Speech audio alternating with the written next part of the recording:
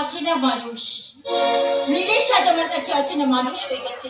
আমি বোকার মতো নীলেশকে ভালোবেসে আমার সবকিছু উজাড় করে দিয়েছিলাম, কিন্তু আমার সেই সরলতার সুযোগ নিয়ে শয়তান নীলেশ আমার নারীত্বকে নষ্ট করে পালিয়ে গেছে।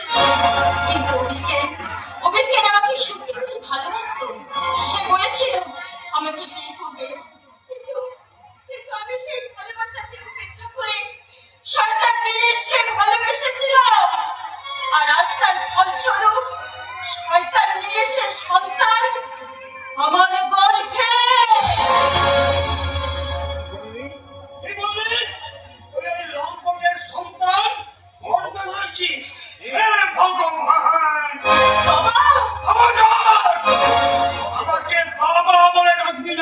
আমি তোর বাবা নই।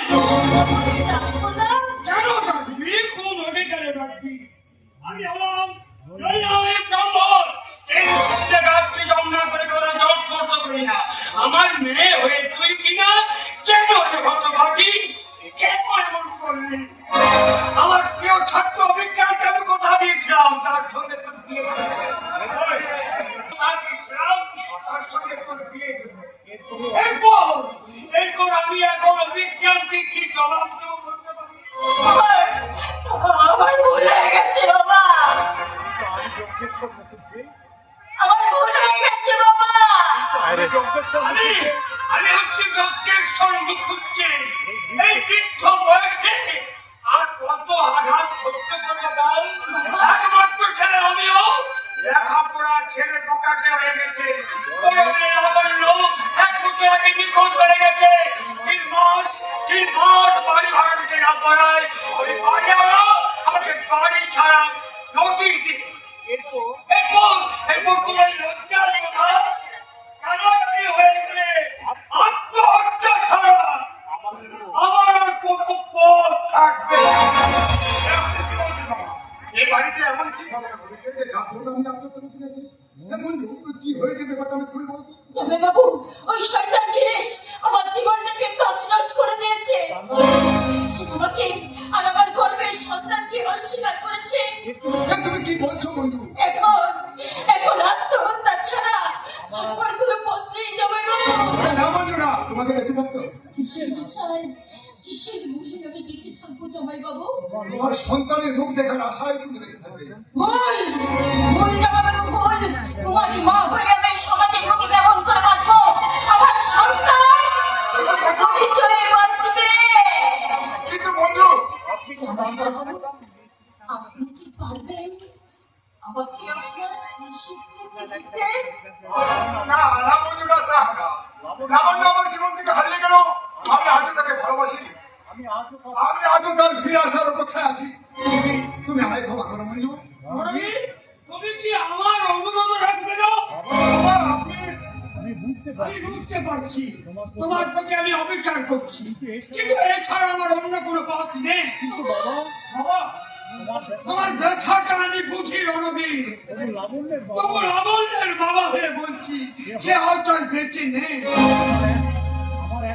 আমার এক মেয়েকে আমি হারিয়েছি, আর একে আমি হারাতে চাই না।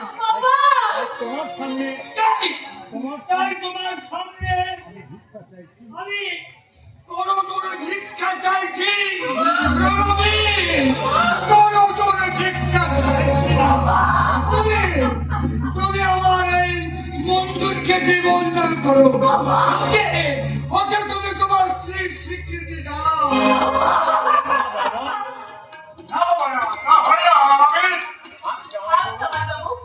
আপনি আমার বাবার কাছে বিচলিত হবেন না। বাবা, আমার জন্য তুমি কিছু চিন্তা করো না। আমার পাপের প্রায়শ্চিত্ত আমি নিজেই করে নেব।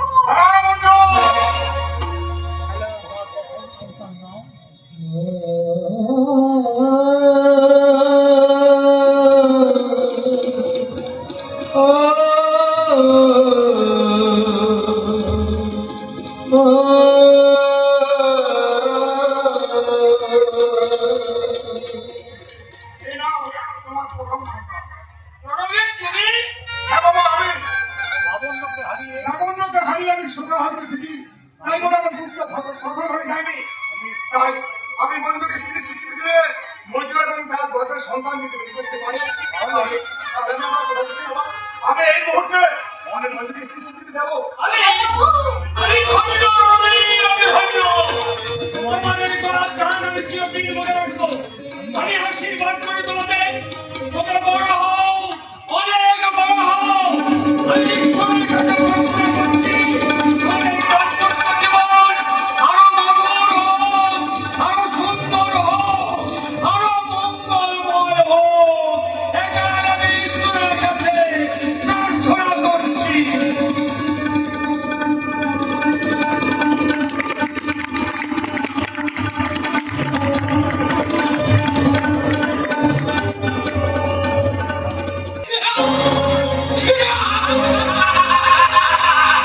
শুধু অসহায় নয়, এই পৃথিবীটা অসুস্থ হয়ে গেছে, ক্ষয় রোগে ভুগছে 25 বছর। আর সেই অনুভূতির ছবিটা আমি আমি আমার এই ক্যামেরায় তুলে রেখেছিলাম। কোথায় কোথায় গেল ছবিটা? কোথায় গেল? কোথায় গেল? এই তো পেয়েছি।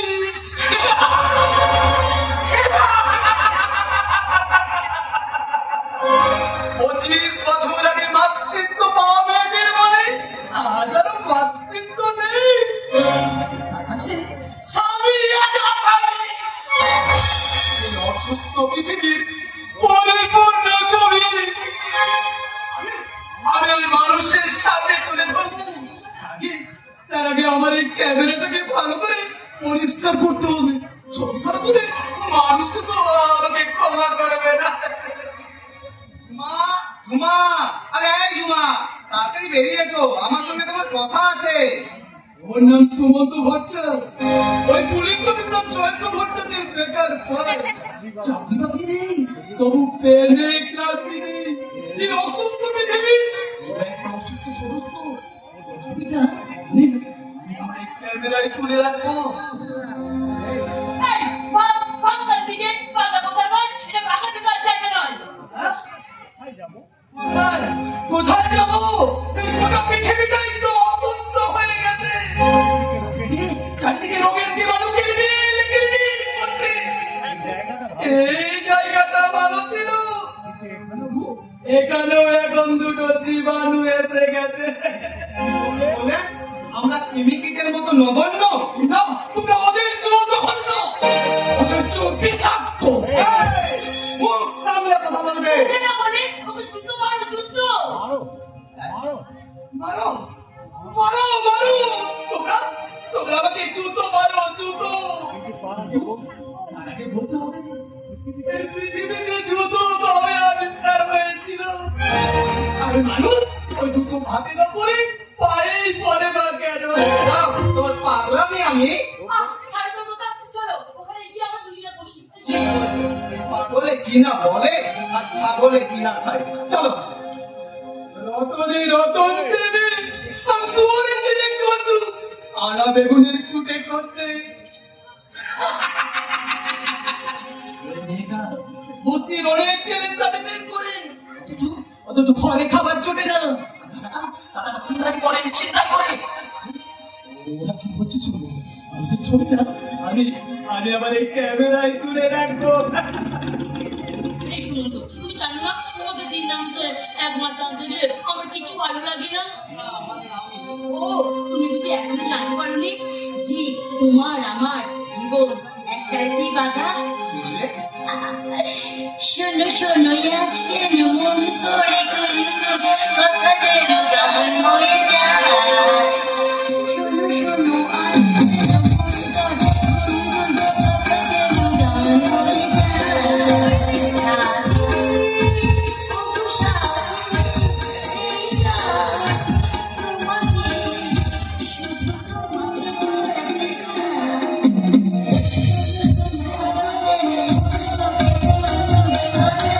তোমাকে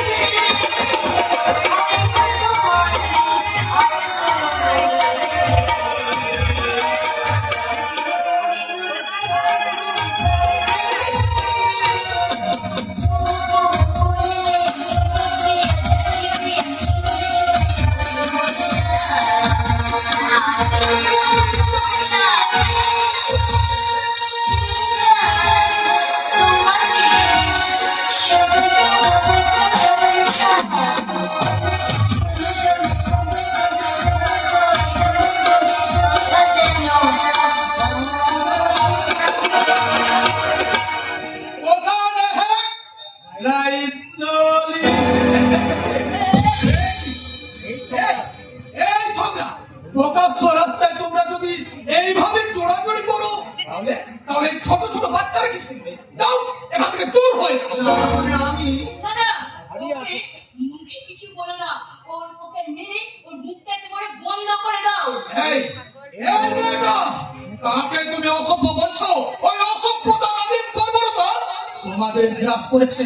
তা তোমাদের মতো তরুণ তরুণীরা প্রেমের নামে রাস্তা ঘাটে মাঠে ময়দানে বেবিচার করে বেড়াও। তোমরা তোমরা এই সভ্য সমাজের কলঙ্ক। সমাজের বুকে একটা দাগদাগে ঘাস। আপনি বলছেন সত্যি করে বলুন তো কে আপনি? আমি আমি তোমার ভবিষ্যৎ, যাকে বলে ফালতু পাবলিক। কি বলে?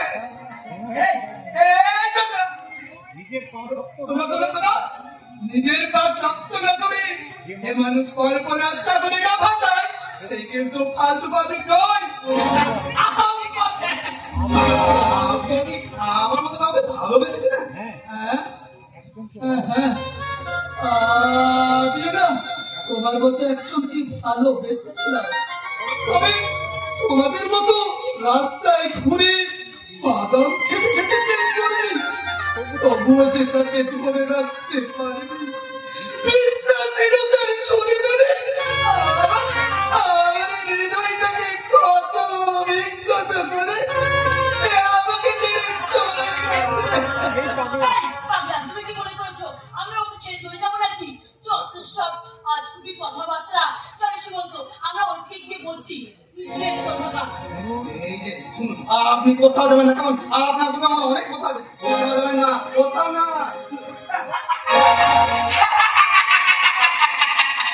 তুমি আর আসতে পারবে না, আর আমারও দাঁড়াবার সময় নেই। এই অসুস্থ পৃথিবীর অসংখ্য ছবি আমি আগে আমার এই ক্যামেরায় তুলে রাখবো।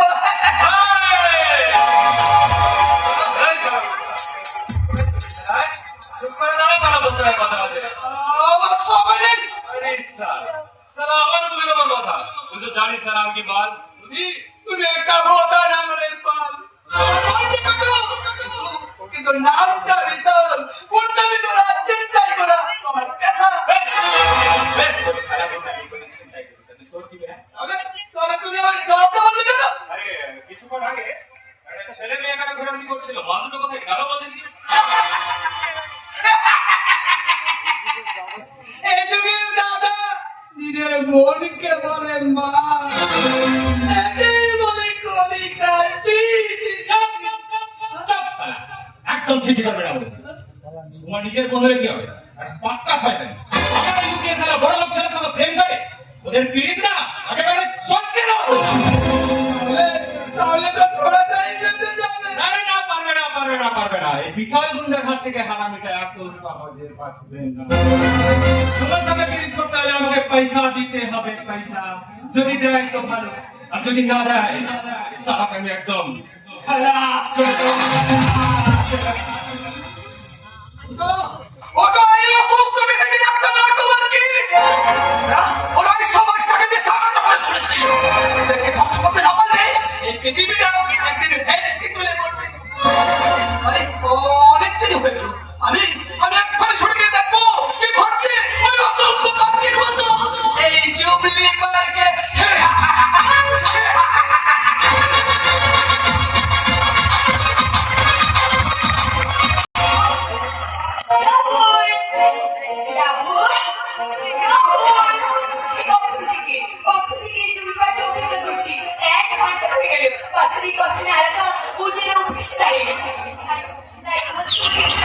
ওর সাথে আমি কোনো সম্পর্ক রাখবো না, কিন্তু আমার অবচেতন মনটা তার জন্য বারবার বলছে কেউ আসবে কিছু বলবে আজকে আমার, কেউ আসবে কিছু বলবে আজকে আমার।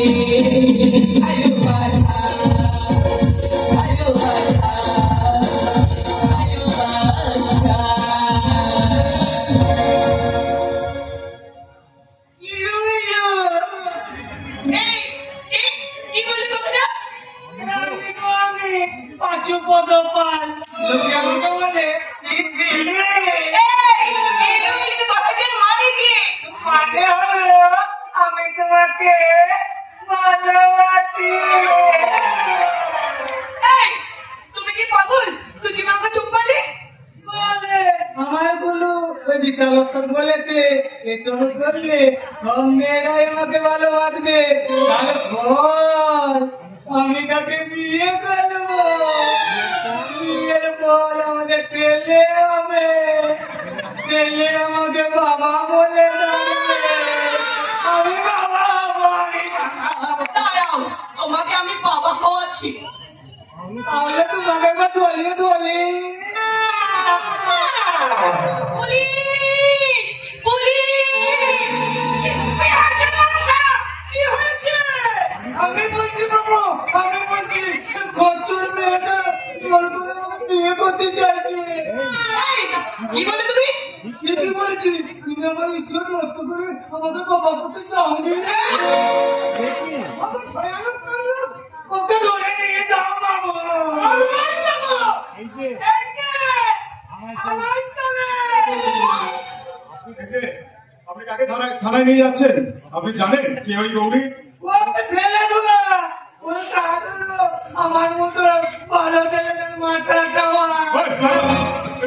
হাতে ছাড়ুন, ছাড়ুন হাতটা, নাহলে কিন্তু আমি এক্ষুনি জামাই ওকে ফোন করবো।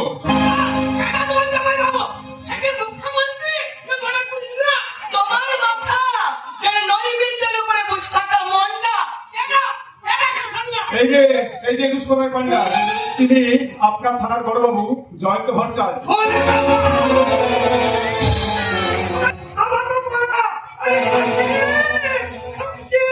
কি কি হলো ঢাকার কালি?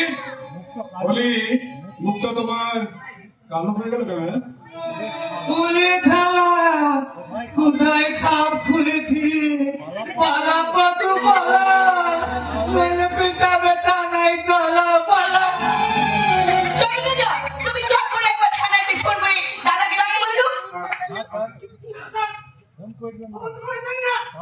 আরে মরে যাবো, মানে কি? হ্যাঁ ওরে আমার পাঁচ পাঁচটা গো, কি বলেন? ভুল হয়ে গেছে স্যার। ওরে আমার পাঁচ পাঁচটা জন্য আমার ছেলে মেয়ে, চাকরিটা চলে গেল না, ওরে 30 ছায়া মরতে হবে। আমি বাবা বলছি, বাবা বলছি,